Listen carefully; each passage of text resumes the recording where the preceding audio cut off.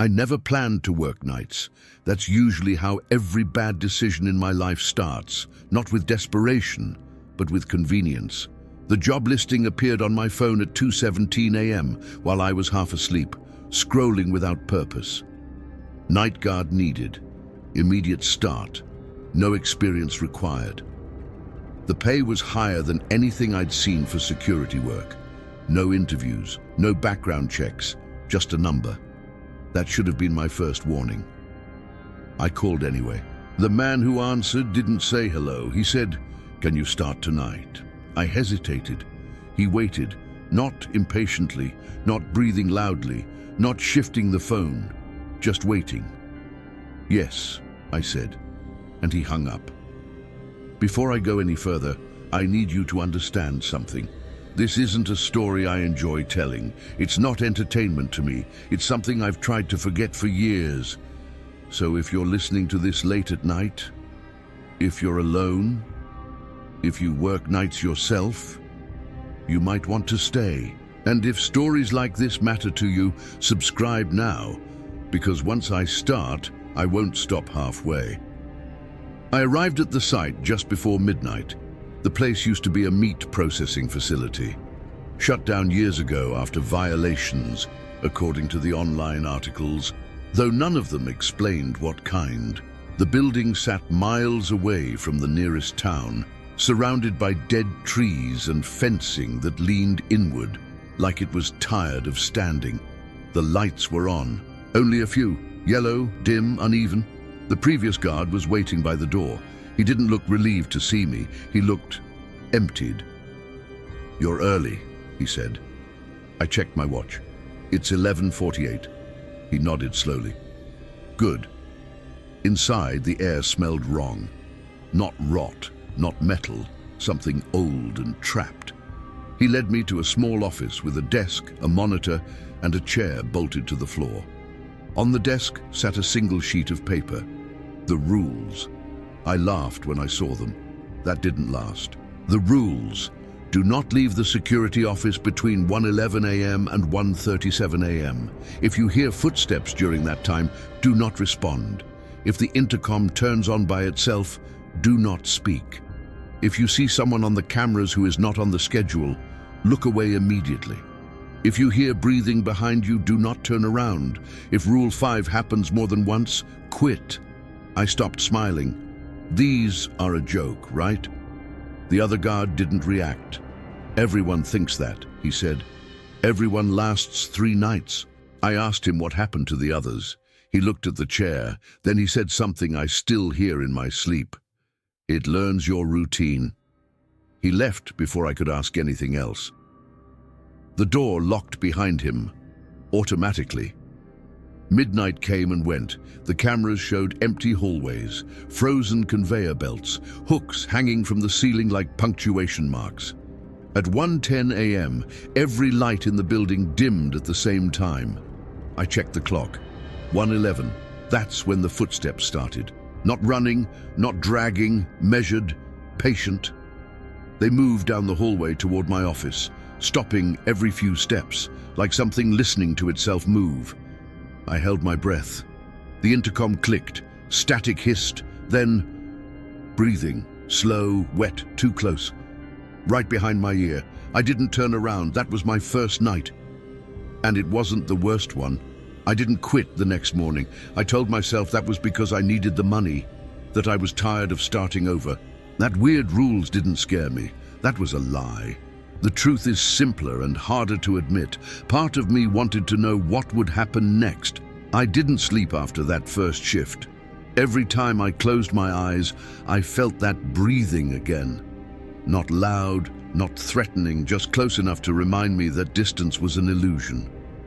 By the time night fell again, my body felt hollow. I drove back to the facility under a sky that never fully went dark. Clouds moved slowly, stretched thin, like they were being pulled. The gate was already open.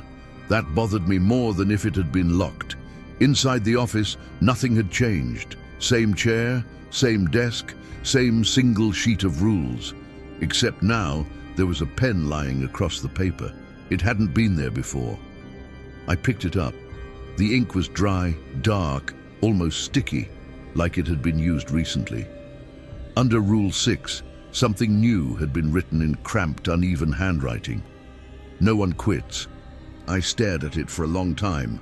Then I laughed, a short, ugly sound that died quickly. The cameras came on automatically at 12:01 a.m., 16 feeds, 16 angles. I checked each one carefully, forcing myself to look for reflections, shadows that didn't belong, anything that felt off. Everything looked normal. That should have been reassuring. It wasn't. At 12:43 a.m., one of the feeds flickered, just once. When it stabilized, there were 17 cameras. I leaned forward. The new feed wasn't labeled, no number, no location. Just a narrow hallway I didn't recognize. The walls were closer together than the others, the ceiling lower, the light buzzing faintly. At the end of the hall stood a door, black, unmarked. I didn't remember a door like that. I checked the building map taped under the desk. There was no hallway there. I reached for the keyboard to switch feeds. That's when the figure appeared. It didn't walk into frame. It was simply there, standing halfway down the hall, human-shaped, too still. Its head was tilted slightly like it was studying the camera, or me. I remembered Rule 4. If you see someone on the cameras who is not on the schedule, look away immediately. My eyes refused to move. The figure raised its arm, slowly, not waving, pointing directly at the camera, at me. I slammed my eyes shut. The chair creaked under my weight as I leaned back, heart pounding so hard it made my vision pulse. I counted in my head. 5 seconds, 10. When I looked again, the extra feed was gone. Back to 16, normal. I checked the time. 12:59 a.m. I had 12 minutes before 1:11. The intercom clicked on at exactly 1:05. No static this time, just silence. I didn't speak. I didn't breathe. The silence stretched until it became pressure, like something pushing inward. Then a voice whispered so softly I almost missed it. Too early. The intercom shut off. At 1:11 a.m., the lights dimmed again. The footsteps returned. But this time, they didn't come from the hallway. They came from above me. Slow steps directly over the office ceiling, back and forth, like pacing. I stared straight ahead, focusing on the edge of the desk, on a small scratch shaped like a crescent. That's when I felt it, breathing, not behind my ear this time, against the back of my neck, hot, close enough to move the fine hairs there. I didn't turn around. I couldn't. The breathing synced with mine, matching my rhythm until I couldn't tell which one of us was leading. Then the chair shifted, just a little, like someone had leaned closer. A voice whispered, right behind me, "You learned faster than the others." When 1:37 came, everything stopped. Lights returned to normal, footsteps vanished. The air felt thinner. I checked the cameras. All 16 feeds were empty, except one. The unlabeled hallway was back, and the door at the end was open. Inside was darkness. Something inside that darkness moved, and then very slowly it stepped forward, into the light, wearing my face. I screamed. The lights went out, and the office door unlocked. I don't remember leaving the building. I remember screaming. I remember the lights cutting out. I remember the sound of the door unlocking, a sound that felt wrong, like it was being allowed rather than opened. The next thing I remember, I was sitting in my car, engine running, hands locked around the steering wheel, my throat raw. The facility stood behind me, silent again, as if nothing had happened. No lights, no movement, just a building pretending to be empty. I drove home without checking the mirrors. That night, I slept for 12 hours straight, the kind of sleep that feels like your body shutting down instead of resting. When I woke up, there was dirt under my fingernails, dark, packed, like I'd been digging. I quit that morning. I didn't call, didn't text. I blocked the number and tried to convince myself that whatever happened had been stress, exhaustion, imagination. That almost worked. Almost. Until 6:42 p.m. when my phone vibrated. Unknown number. The message was one sentence long. "You forgot to finish your shift." I threw the phone across the room. It landed face down, buzzing again almost immediately. Another message. "Night guards don't quit." Then another. "They just change." I didn't go back that night, or the night after. But every night at 1:11 a.m., my lights dimmed. Every night at 1:37, they returned to normal. And every night, I woke up with the same feeling, that something had stood beside my bed, learning the shape of me. On the fourth day, I did what I should have done from the beginning. I searched the building, not the address. There was nothing useful there. I searched the job itself. Night guard, security, facility. Buried 3 pages deep into the search results, I found a forum post from 6 years ago. No comments, no replies. Just a title. "If you're working nights at the old plant, read this." The post was short, fragmented, like it had been written by someone who didn't have much time. The rules aren't for safety, they're for containment. It doesn't live in the building. The building is where it learned to walk. If you hear it breathing, it already knows you. Don't look at the cameras after the 3rd night. That's when it starts copying. If you leave, it follows. Everyone who tried to quit came back, not alive, just present. I stared at the screen until my eyes burned. At the bottom of the post was a username. 3rd shift mark. I didn't notice the knock at first. Soft, polite. I only realized someone was at my door when it happened again. 3 slow taps. My heart dropped into my stomach. No one knew where I lived. I checked the peephole. A man stood in the hallway, late 40s, security uniform, familiar. My blood ran cold. It was the guard who had trained me, the one who looked emptied. I didn't open the door. "I quit," I said through the wood. There was a pause. Then he spoke. His voice sounded wrong now, flatter, stretched thin. "You didn't finish your 3rd night." "I don't care." Another pause. Longer. Then he said very quietly, "It's not done with you yet." I stepped back from the door. That's when I noticed his shadow. It didn't match his shape. It was taller, thinner, and it moved when he didn't.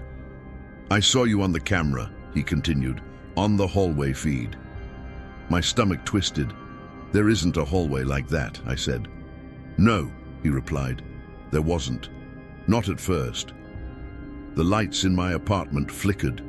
Once. Twice. I looked back at the door. He was smiling now, not happy. Relieved. "3rd night is when it learns your face," he said. "4th night is when it practices." The knock came again, harder this time. I ran, out the back exit, down the stairs, into the street. I didn't look back. I didn't need to. I could hear him following, not running, walking, measured, patient, just like the footsteps. I made it 3 blocks before my phone rang. The same number. I answered without thinking. The voice on the other end wasn't his. It was mine. "Your shift starts in 10 minutes, it said. And behind me, footsteps stopped. I didn't stop running until my lungs burned and my legs shook beneath me. When I finally slowed, the city around me looked normal. Too normal. Cars passed. A dog barked somewhere. A couple argued on a balcony, like the world hadn't tilted off its axis. I checked behind me. The street was empty, no footsteps, no shadow, but my phone buzzed in my hand. 9:50 p.m. 10 minutes before my shift. I went to a motel on the edge of town, paid cash, didn't give my name. I left the lights on and the TV playing low, not to watch, just to have noise, something to break the silence into pieces. At 1:11 a.m., the TV volume dropped by itself. At 1:37, it went back to normal. That's when I understood the truth I'd been avoiding. It didn't matter where I was. The rules followed me now. I didn't sleep. Instead, I searched again, deeper this time. City records, old permits, archived newspapers. The meat processing plant wasn't the first thing built on that land. Before it, there had been a sanatorium, shut down quietly in the 1940s. The articles were vague, but a pattern emerged. Patients transferred without records. Staff resigning suddenly. Night shifts staffed almost entirely by volunteers. Then came the fire. Official cause, electrical failure. Unofficial accounts spoke of locked doors, of screams from rooms that weren't on any floor plan, of patients found standing in hallways that didn't exist. One article mentioned a security protocol implemented shortly before the fire. 6 rules, revised weekly, written by hand. I stared at the screen, my pulse pounding in my ears. The rules weren't invented recently, they were inherited. At 11:58 p.m., my phone rang. This time, the caller ID showed a name. "Third shift, Mark," I answered. I don't know why. "You made it to the 5th night," Mark said. His voice sounded distant, like it was echoing down a long corridor. "I didn't go back," I said. He chuckled softly. "That's what I thought too." He told me the truth then, or at least as much of it as he still remembered. The thing inside the building wasn't a ghost. It wasn't a demon. It was something unfinished, born in isolation, raised on routine, taught by repetition. It learned people by watching them work, by copying their movements, their voices, their habits. Night guards weren't chosen randomly. They were templates. "Why the rules?" I asked. "To slow it down," Mark replied. "To keep it from learning too much, too fast. And when someone breaks them," there was a long silence. "Then it practices," he said. The 5th night, he explained, was when the building opened up. Not physically, internally. New hallways appeared. Rooms shifted. Cameras showed places that had never existed before. And if you stayed long enough, you'd recognize them, because they were built from your memories. I heard something then. Footsteps. Not in the motel hallway. Inside the room, behind the bathroom door, slow, careful, practicing. Mark's voice dropped to a whisper. "If you see yourself," he said, "don't speak." The bathroom light flicked on. The door creaked open, and someone stepped out. It looked like me, but its eyes were wrong. They reflected light too well, like cameras. It smiled and said my name. I didn't scream. That's the part that scares me the most. The thing standing in my motel room, wearing my face, copying my posture, breathing the way I breathed, waited for a reaction that never came. Because somewhere deep inside me, something recognized it, not as a stranger, as a replacement. I stepped backward until my calves hit the bed. It mirrored me perfectly, every movement, every pause. When I raised my hand, it raised its own. But when I lowered mine, it didn't. That's when I understood. It wasn't copying anymore. It was deciding. "Mark," I whispered into the phone, never taking my eyes off it. "What do I do?" On the other end of the line, I heard breathing, not his. Then his voice came back, strained. "You shouldn't have answered," he said. The thing smiled wider. It spoke again, not with my voice this time, with his. "You're late," it said. "Your shift started already." The motel lights went out. Every sound disappeared. The TV, the road outside, even the hum of electricity. Silence swallowed the room. Then the floor shifted. The carpet beneath my feet hardened, turned cold, metal. The walls stretched upward, peeling away the wallpaper to reveal concrete beneath. Rusty pipes crawled along the ceiling. I smelled it again, that trapped ancient scent. The motel room was gone. I was back inside the facility, but not the part I recognized. This hallway was narrower. The lights flickered in a rhythm that felt intentional, and lining the walls, doors, each one marked with a time. 1:11, 1:37, 2:04, 2:58, and one at the end, unmarked, black. Mark's voice came through the intercom. "6th rule," he said. "If Rule 5 happens more than once, quit." "I tried," I whispered. "I know," he replied. "That rule wasn't written for you."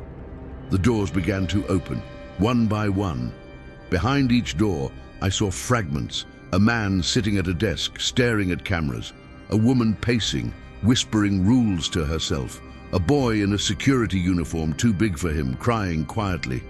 All of them looked familiar. All of them looked tired. "They stayed," Mark said, "so others could leave." The thing stepped closer. Its shadow peeled away from its feet and crawled along the floor, reaching for the open doors.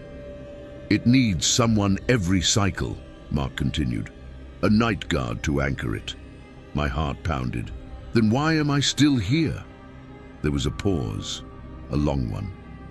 "Because," Mark said softly, "it finished learning you faster than the others." The black door at the end of the hall opened. Inside was the security office, the chair bolted to the floor, the desk, the paper, the rules. Only now they were written in my handwriting. The thing touched my shoulder, warm, familiar. It leaned close and whispered gently, "You can go home." I felt something pull inside my chest, a release, like letting go of a breath I'd been holding for days. The idea of rest flooded my mind. Sleep, normal nights, no rules.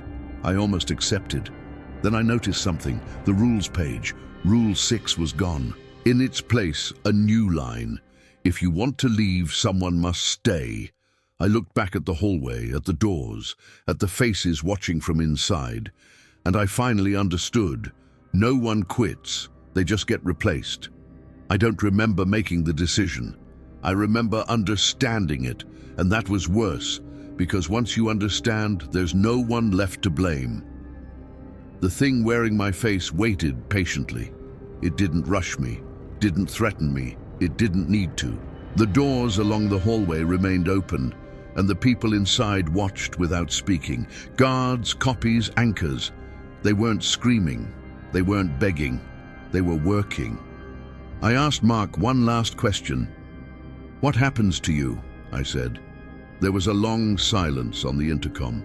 Then quietly, I stopped being myself after the 5th night. The chair scraped softly as I sat down.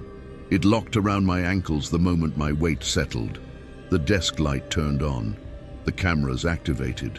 16 feeds, empty hallways, frozen machinery, hooks swaying slightly even though there was no airflow. And then a 17th feed appeared. The unlabeled hallway, the black door. Closed. For now. The thing stepped back. For the first time since I met it, it looked uncertain. It studied me, head tilted, memorizing the way I sat, the way I breathed. Then it smiled. Not like a predator, like a worker clocking out. "Thank you," it said, and walked into the darkness. The office door locked. Automatically, hours passed, or minutes. Time didn't behave the same way there. At exactly 1:11 a.m., the lights dimmed. I didn't react. At 1:37, they returned to normal. I didn't move. I already knew the rules. I had written them. The intercom crackled. A new voice came through, young, nervous. Hello? I'm here for the night guard position." My chest tightened. The cameras showed the front gate, a car pulling in, headlights cutting through the fog. A man stepped out, phone in hand, looking at the building with uncertainty, just like I had. I wanted to warn him, I really did. But the rules were clear. They always were. I picked up the pen. My hand moved on its own. A new line appeared at the bottom of the page. "Everyone thinks they'll be different." I leaned toward the intercom and spoke for the first time. "Can you start tonight? If you're listening to this late at night, if you work alone, if you've ever followed rules you didn't understand, just remember, some jobs don't end, they wait. And if you heard this story all the way through, you already know why I told it. Subscribe, because someone is always on shift.